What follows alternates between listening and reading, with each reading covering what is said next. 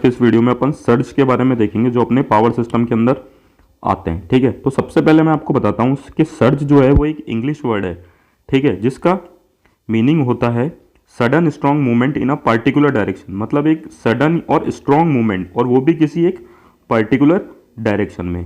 तो देखो, क्योंकि अपन डील कर रहे हैं किससे, अपनी पावर सिस्टम से, अपनी इलेक्ट्रिकल इंजीनियरिंग के अंदर जो पावर सिस्टम होता है अपन उससे डील कर रहे हैं, इसीलिए इसको कभी कभी अपन बोल देते हैं पावर सर्ज या फिर इलेक्ट्रिकल सर्ज। तो इसमें आपको कंफ्यूज होने की जरूरत नहीं है। देखो, इसका एक नाम और है, वो है ट्रांजाइंट ओवर वोल्टेज। अब ये ट्रांजाइंट ओवर वोल्टेज क्यों बोलते हैं अपने सर्ज को, वो अपन देखते हैं इसकी डेफिनेशन में।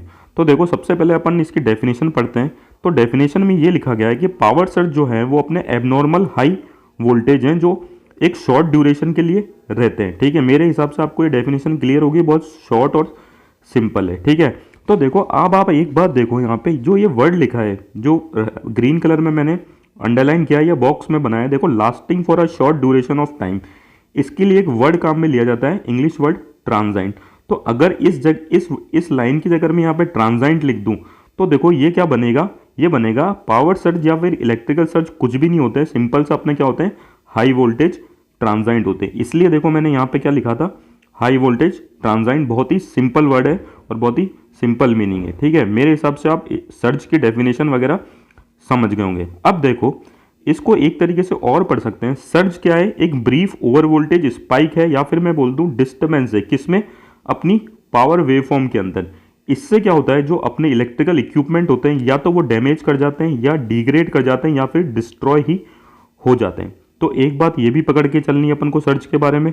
अब देखो, ये सर्ज अपने पावर सिस्टम में आए कहाँ से, तो इसके लिए अपन देखते हैं भैया, सर्ज जो होता है वो क्या होता है, अपने पावर सिस्टम के अंदर किसी भी पॉइंट पे, ठीक है ना, ये देखो यहाँ पे लिखा है एट सम पॉइंट, किसी भी पॉइंट पे एक एनर्जी इंप्रेस्ड हो जाती है। एनर्जी इंप्रेस हो जाती है, एनर्जी इंप्रेस्ड किसकी वजह से होती है, या तो अपनी लाइटनिंग स्ट्राइक की वजह से होती है या फिर अपने सिस्टम के ऑपरेशन की वजह से होती है। देखो, लाइटनिंग स्ट्राइक तो आपको पता ही है, अब सिस्टम के जो ऑपरेशन है उसके अंदर अपने इक्विपमेंट फॉल्ट भी आते हैं, कैपेसिटर बैंक बिल्डिंग भी आता है और लोड स्विचिंग भी आता है। तो ठीक है ना, ये सिस्टम ऑपरेशन की बातें हैं। अब देखो, ये जो एनर्जी इंप्रेस हुई है अपने सिस्टम के अंदर किसी पॉइंट पे, ये क्या करती है, एक वेव की तरह फ्लो करती है अपने सिस्टम में, और इसकी जो स्पीड और मैग्नीट्यूड होता है वो डिपेंड करता है अपने सिस्टम के पैरामीटर क्या है, सिस्टम के पैरामीटर पे डिपेंड करता है, मतलब कि अपनी सिस्टम की इंडक्टेंस, कैपेसिटेंस या रेजिस्टेंस कितना है। अब देखो, आपने ये तो पढ़ लिया कि एनर्जी इंप्रेस होती है, ठीक है ना। अब देखो, ये इंप्रेस एनर्जी कैसे काम करती है, या फिर मैं इसको बोल दूं कि इसकी अपन इनसाइड स्टोरी देखते हैं, ठीक है ना। तो यही मैंने लिखा है। देखो, पावर सिस्टम क्या होता है, अपने पावर जो सर्ज होता है वो क्या होता है, अपना जो इलेक्ट्रिकल चार्जेस है, ठीक है ना, उसको किसी भी एक पॉइंट पे क्या होता है, क्या मिलता है, बूस्ट मिलता है। अब इस इलेक्ट्रिकल चार्ज को जैसे ही ये बूस्ट मिला ना, तो इसकी जो पोटेंशियल एनर्जी होती है, या फिर मैं बोल दूं इलेक्ट्रिकल पोटेंशियल एनर्जी, वो क्या करती है, इंक्रीज कर जाती है। अब जैसे ही इलेक्ट्रिकल पोटेंशियल एनर्जी इंक्रीज करी, तो अपन इलेक्ट्रिकल इंजीनियरिंग अपन को बताने की जरूरत नहीं है, जो करंट है अपनी लाइन में वो क्या करता है, बहुत ही ज़्यादा इंक्रीज कर जाता है। तो ये इसकी क्या थी, इनसाइड स्टोरी कि ये एनर्जी इंप्रेस्ड हुई कैसे। अब देखो, अपनी इसकी वेव फॉर्म पे आते हैं, ठीक है ना। अब देखो, वेव फॉर्म में मैंने बना रखी है, ये जो सर्ज आया है यहाँ पे, ये आया है लाइटनिंग की वजह से। अब देखो, लाइटनिंग की वजह से ये सर्ज आया है, ये काफ़ी बड़ा है इसके मुकाबले, ठीक है ना। ये आया है अपने स्विचिंग की वजह से, due to operation, sorry, switching की वजह से नहीं, अपने ऑपरेशन की वजह से।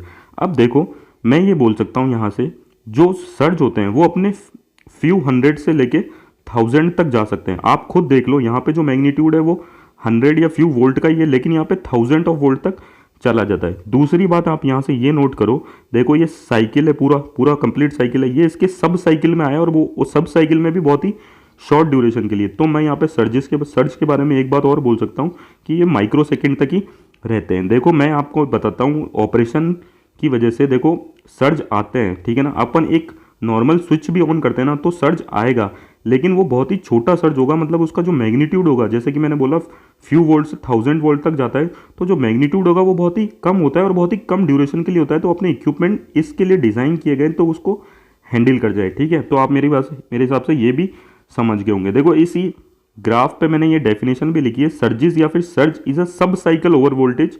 सब साइकिल ओवर वोल्टेज है साइकिल के एक पार्ट में रहा हाफ साइकिल में, तो मैंने ये वर्ड लिखा सब cycle over voltage with a duration of less than a half cycle. तो ड्यूरेशन क्या है, लेस देन हाफ साइकिल का भी पूरा ड्यूरेशन नहीं है अपनी नॉर्मल वोल्टेज वेव फॉर्म का, ठीक है ना। अब देखो यहाँ पे सर्ज के बारे में थोड़ी सी और बातें देख लेते हैं।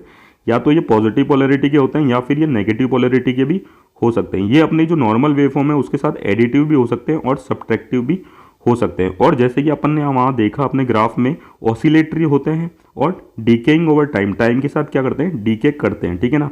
जैसे कि मैंने आपको बोला था सर्ज जो है वो फ्यू माइक्रो सेकेंड के लिए रहते हैं, शॉर्ट ड्यूरेशन। आप इसको मान सकते हो कि 50 माइक्रो सेकेंड अप्रॉक्स रहते हैं, ठीक है ना, कभी कभी पूछ ले तो, ठीक है ना। और देखो जैसे कि मैंने एक लाइन और बताई थी, जो मैग्नीट्यूड है वो फ्यू वोल्ट से लेके सेवरल थाउजेंड वोल्ट तक जा सकता है इन सर्जिस का, ठीक है ना। तो आप बोल सकते हो 10th ऑफ वोल्ट से 1000th ऑफ वोल्ट तक जा सकता है। तो ये था इलेक्ट्रिकल इंजीनियरिंग या पावर सिस्टम में जो सर्ज आते हैं उसके बारे में। Thank you.